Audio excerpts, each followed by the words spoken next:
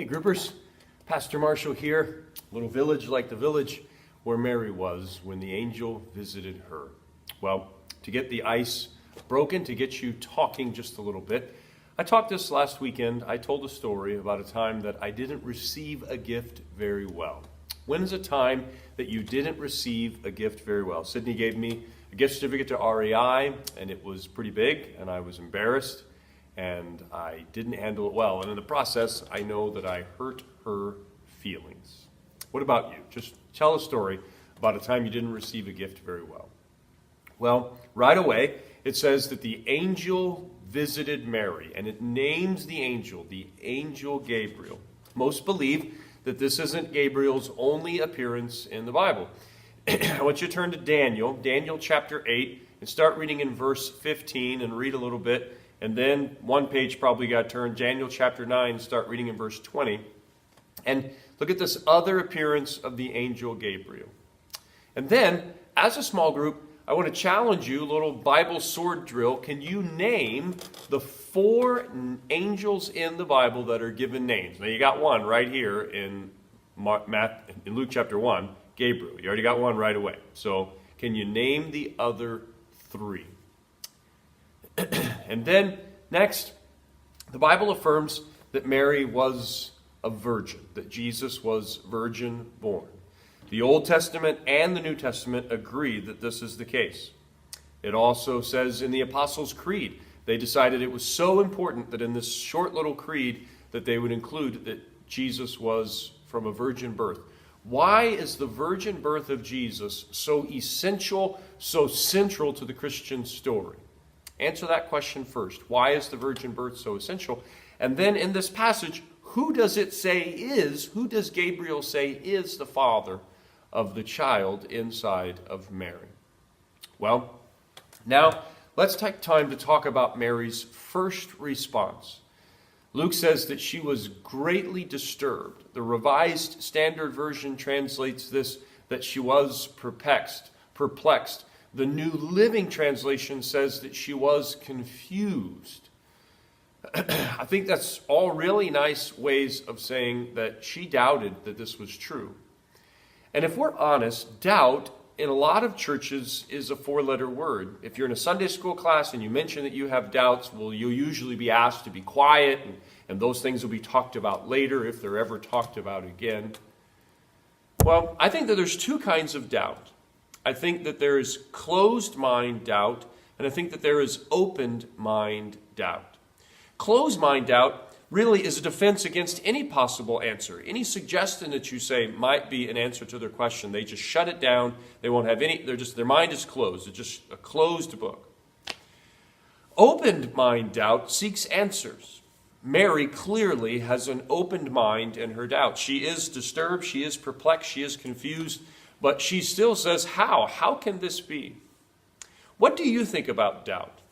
Are you comfortable with doubt being a part of the church discussion? Or do you think that the church should not talk about doubt? What doubts have you had in your life that you had an open mind to and God brought some answers? I know for me, when I was younger, I had a lot of doubts about creation, and God answered those doubts for me.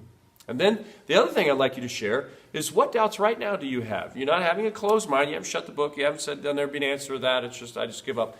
But you have an open mind. And if I'll be honest with you, for me, it's eternal punishment.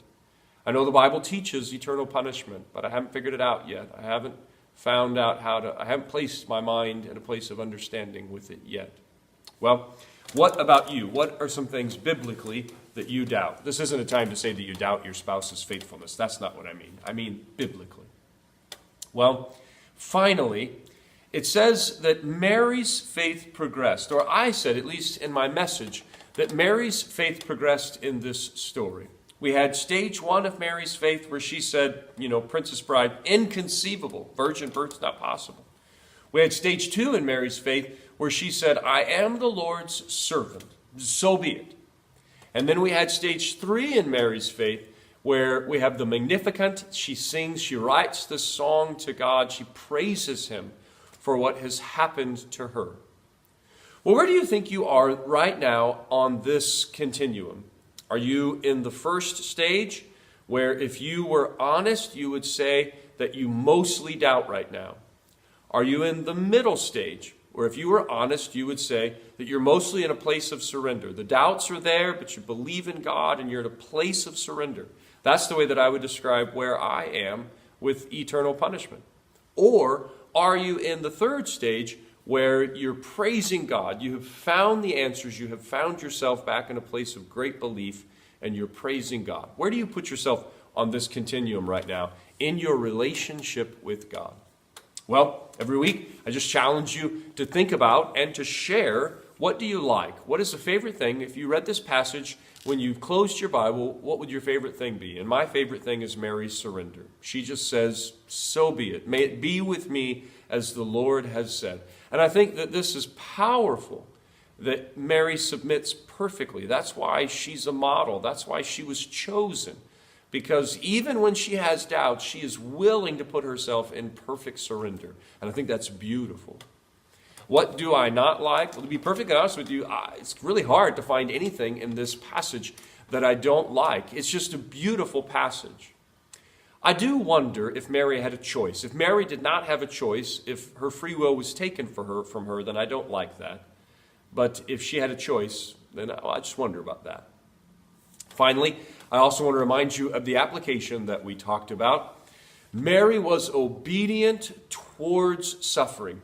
Angel said, virgin, birth, marriage, which means she was going to have a life where she was made fun of, ridiculed. She even could have been stoned to death because of this story. But she leaned into suffering. She trusted God's will in her life. And so I challenged you this week to ask yourself, where do you believe that God is calling you into suffering? Well, I hope that you have a great last group of the year.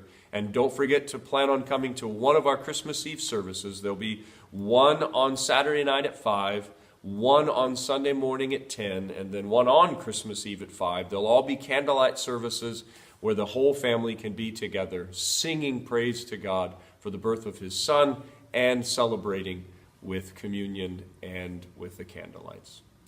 God bless. Have a great group.